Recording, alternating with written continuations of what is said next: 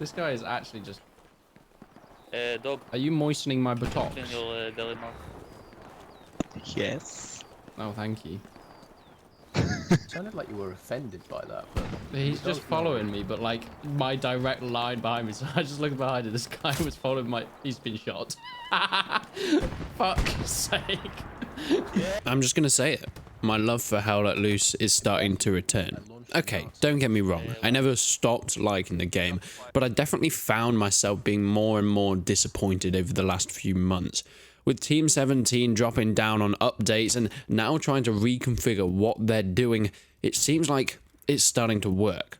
You see, since the massive debacle about the horrific trailer that was shown, the new smaller 25 versus 25 game mode, and the British update that completely was swept under the rug when it came to quality, some changes have started to be made. Most notably, the British maps are coming back. Maps like Driel are now getting regular rotation within a lot of servers because the British faction is actually decent. Alamein still isn't really getting much play. I think that's going to take a little bit more time, but I do have some news on that, why it could be coming back soon.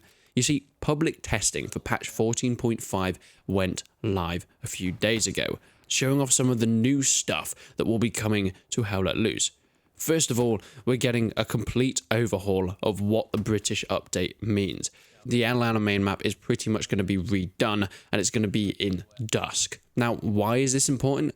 Well, because the main issue with Alamein was how different it was for the playstyle of most of what Howl Let Loose had to offer from before. You see, it was completely, overwhelmingly open, meaning that you could get sniped from across the distance, or a tank could just sit on a hill and spray down countless amounts of enemies, looking down into the oasis or across the desert dunes. There really wasn't that much for infantry gameplay there. I mean, that's the whole reason that they sped up and let you be able to run further within that game.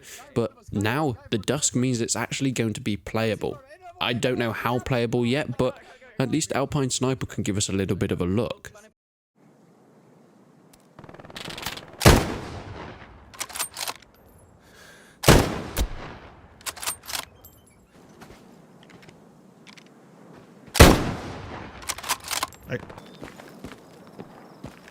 Right on that ping, Alpine. He's gonna shoot me. He's gonna shoot me.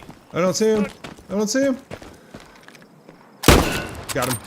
The map itself looks gorgeous, and it seems like it plays way more like every other Howl Let Loose map. Don't get me wrong, you still have that distance, and that kind of depth I think is something needed. The Remagun and Driel maps actually added some new gameplay styles that I really think Howl Let Loose wanted, with their bridges, being able to focus more on sniper gameplay, and Alamein maybe pushed it a bit too far, but I think in general having maps that do change the style that you play a game like Howl Let Loose are important, because I love St. Mary and Glees, Omaha Beach, all that sort of stuff. But we've played that European style for a long, long time. And now I really think it's time for something different. And I just hope that because of the, I don't want to say failure, but spotty launch of the African front, that Team 17 don't back away from it completely. Because that is a front that I'd love them to explore. I'd love them to delve deeper and to see what other maps that we can get from this new and exciting piece of terrain. They're shooting from the west side. Copy, running away. That's some good strafing. He's distracting him. Sorry, I got a little bit French then. I've put supplies down and I'm dismantling enemy supplies. What do they have? Do they have some baked beans in it with little sausages? No, a big rock that looks very phallic-like. Oh, okay. He cut out when he was saying what it was, so I don't know what it was. sausage.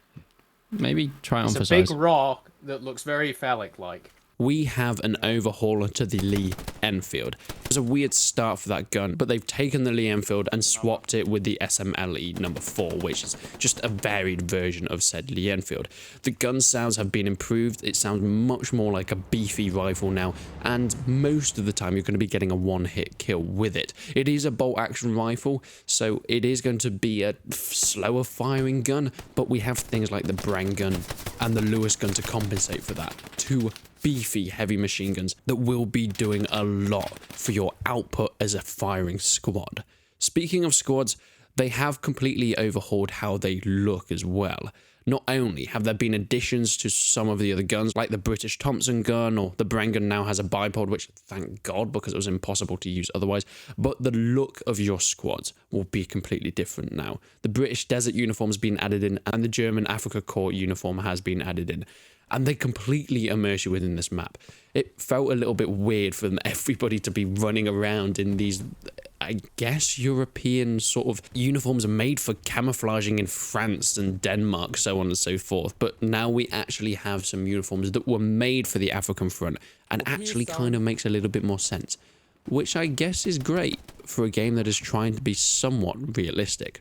Now, this test, as far as I'm aware, was pretty successful. I think people really enjoyed it, and it does look like we will be getting most of that within the full release. So far, we don't know when that is, but I'm hoping it's going to be some point within the next month or so. G-Squad just put an outpost there. Nade, watch out, mate. Come back. Okay, you're good. Got two.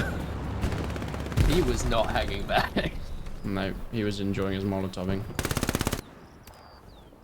Just come behind that building and watch you, mate. The Gary's down. Good job.